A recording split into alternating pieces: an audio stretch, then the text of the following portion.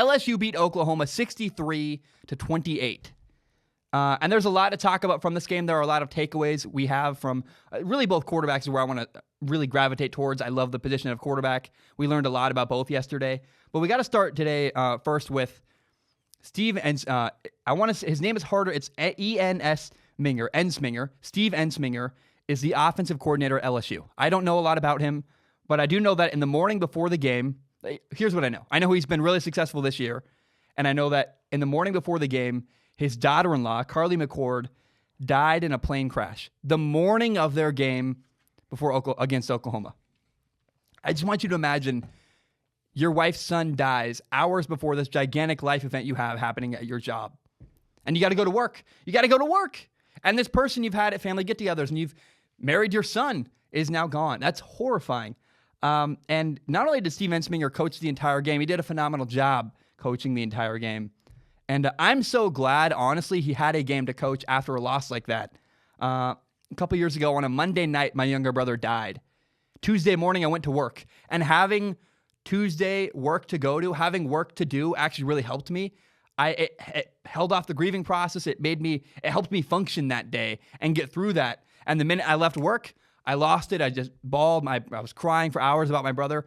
But because I had work to go to, it got me through the next day and helped me get through all that. And so when a death happens, it's actually really helpful to have something else like work to focus on for a little bit. It helps your heart stay stable. And then the minute it ends, I'm sure that Steve Ensminger just lost it the minute the game ended and they beat Oklahoma. LSU's offense went on a tear yesterday against Oklahoma. It was crazy. They just kept scoring and big play after big play. Like even in the third quarter, it was like 3rd and 7, and Joe Burrow throws like a 40-yard pass. You're like, of course. They could not be stopped yesterday against Oklahoma. Oklahoma could not guard LSU's receivers, and Joe Burrow was phenomenal. I mean, before halftime, there was a moment where LSU scored with, I think it was 4 minutes and 45 seconds left before halftime. LSU scored. The score was 42-14. My buddy Jared and I look at each other and we're like, wow, this game is 42-14 at halftime. Can you believe that? Just assuming that's going to be the score when halftime does come around. And lo and behold, a couple minutes later, LSU scored again. And in fact, the score at halftime was actually 49-14. It just bam, bam, bam. They kept scoring and getting chunk after chunk of yardage after yardage. It was crazy. I've never seen a team dominate on offense quite as well as LSU did yesterday against Oklahoma. And the star of the game for LSU, really the star of the whole game, forget LSU or Oklahoma, the guy who stole the show yesterday was Joe Burrow, the quarterback for LSU. He's a Heisman Trophy winner. It seems like he's a great dude, but also you got to acknowledge Joe Burrow is really good at football. I mean, oh my gosh. We'll start with his stat line. His stats are ridiculous. He was 29 for 39 passing, had 493 yards, 7 passing touchdowns, 0 interceptions, also had a rushing touchdown. That means that in total, Joe Burrow had 8 total touchdowns. And it's not all about the stats. To me, the cool part is how he got those numbers. It's the way he played that created those incredible statistics. Man, the dude was throwing the ball all over the place, incredibly accurately, into really tight windows. He was making NFL throws all over the place last night. He had one pass early in the game, deep down the left sideline, perfectly in stride over the shoulder, deep down the left sideline for a touchdown. I was like, wow, that's a perfect deep ball for a touchdown. And then later, literally like 2 drives later, he's on the run, he's rolling out to the right, and he throws a back shoulder fade down the right sideline deep for a touchdown. And I'm like, dude, this guy has pinpoint accuracy. I've been watching it all year, but last night just confirmed, yeah, if anyone still thinks Joe Burrow shouldn't be the number 1 overall pick, they're just wrong and they're silly. I don't understand it. Joe Burrow is incredibly well prepared. He always understands his matchups perfectly. He's incredible. I go back to this. I cannot believe that there are people that still doubt Joe Burrow. It just makes no sense to me.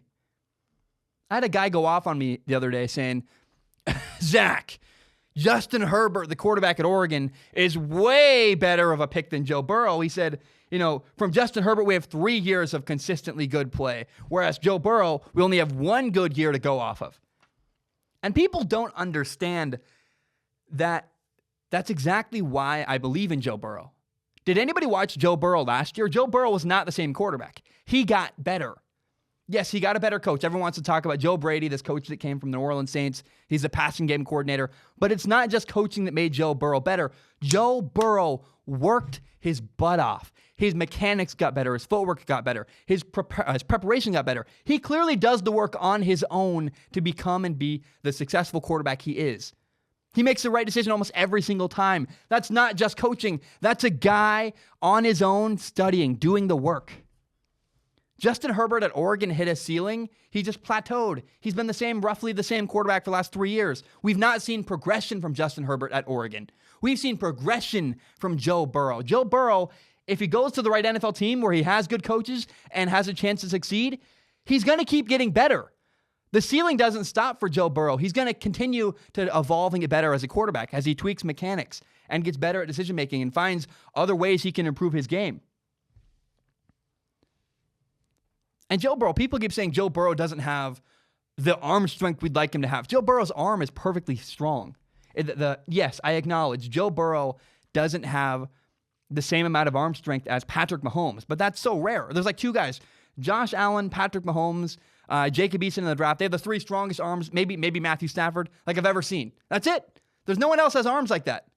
Joe Burrow is good enough. And, yes, arm strength, I would actually agree, is the weakest point of Joe Burrow's game.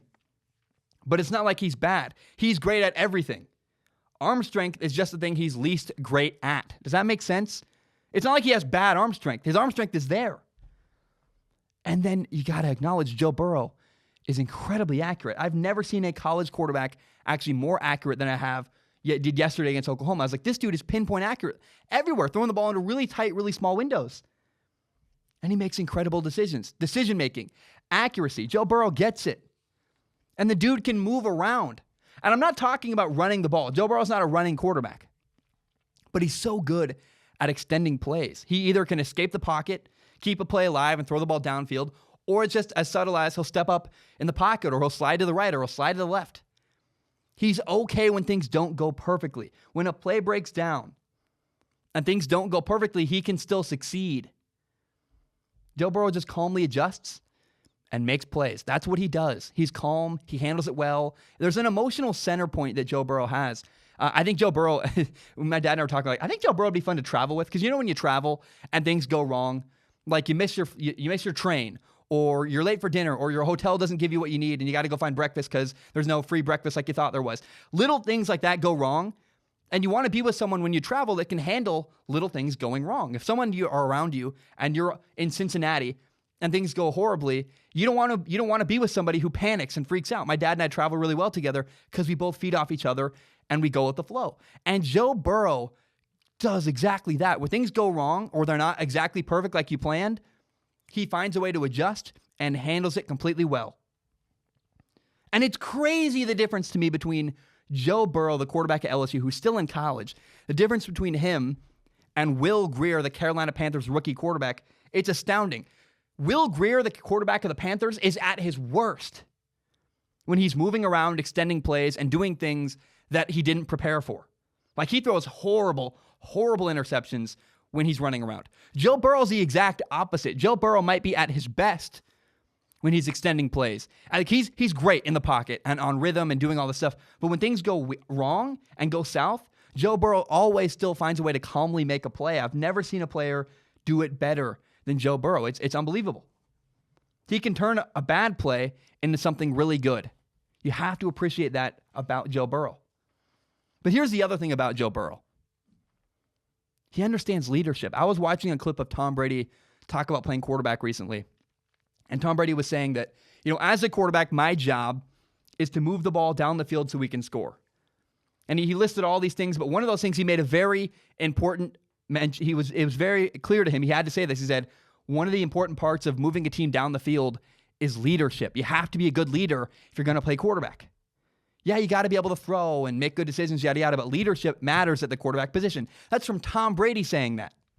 And many people often overlook leadership at the quarterback position.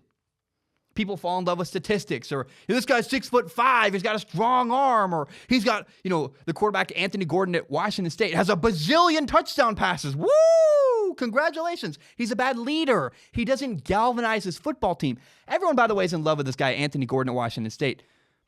He lost. He lost a bowl game. I think they were 6-7 and had a losing record this year. Anthony Gordon doesn't motivate or galvanize the people around you. He's a bad leader, and leadership matters.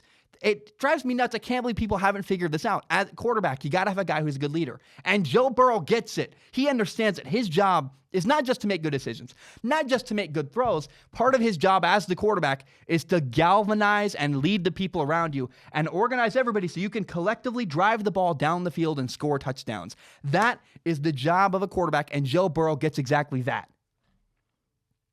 Now we got to talk about Oklahoma. There's another quarterback that played in this game. He's also a phenomenal leader. That's Jalen Hurts. Jalen Hurts is, I've talked about this before. There are my two favorite college football players of all time are Gardner Minshew and Jalen Hurts. Jalen Hurts is phenomenal.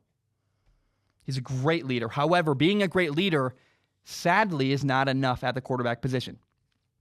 So I love Jalen Hurts. He's classy. I love his story. I love the way he carries himself, his interviews. He'll do like a 17-minute interview after practice. I watch the entire thing because I always find a nugget or I find some valuable wisdom from him because he's so wise. He's young. He's a senior in college, and he just gets it. And this is really, really painful and sad, but we saw Jalen Hurts' limitations on full display on Saturday against LSU. Number one, Jalen Hurts is not an elite thrower of the football. It's kind of important to have your quarterback be elite at throwing the football. You got to have a guy who's good at throwing if you're going to play quarterback. He had receivers open against LSU, and not by a lot. They were in one-on-one situations. Oklahoma's receiver, like CeeDee Lamb, would beat a guy by a step. And by NFL standards, that's open. And Jalen Hurts could not complete passes into really tight windows. Jalen Hurts simply did not have the arm talent to complete throws into really small, really tight windows to receivers who were barely open by only a step. That's a really big red flag if you're evaluating Jalen Hurts from an NFL perspective as a quarterback. Now, number two, this is the really big problem for Jalen Hurts, or maybe the other big problem. People say that, well, you got to look at the Baltimore Ravens and how they run their offense with quarterback Lamar Jackson. They have a quarterback, Lamar Jackson, who threw for over 3,000 yards and ran for over 1,000 yards. He ran for 1,000, threw for 3,000. They've built an offense in Baltimore where they use design quarterback runs frequently. And people say, well, can't NFL teams do the same thing with Jalen Hurts? And I even fell into this. I even talked about this at one point. You can maybe have people want to say, can we use Jalen Hurts and have a quarterback run designed offense succeed in the NFL? And man, I hope so. I hope somebody finds a way to creatively use Jalen Hurts' skill set, because I think there's a really good skill set there. I think maybe people could do something similar to the way the Saints use Taysom Hill. Taysom Hill's a great athlete. He is, the Saints use him all over the place. He's not a traditional quarterback. He runs the ball. He catches passes.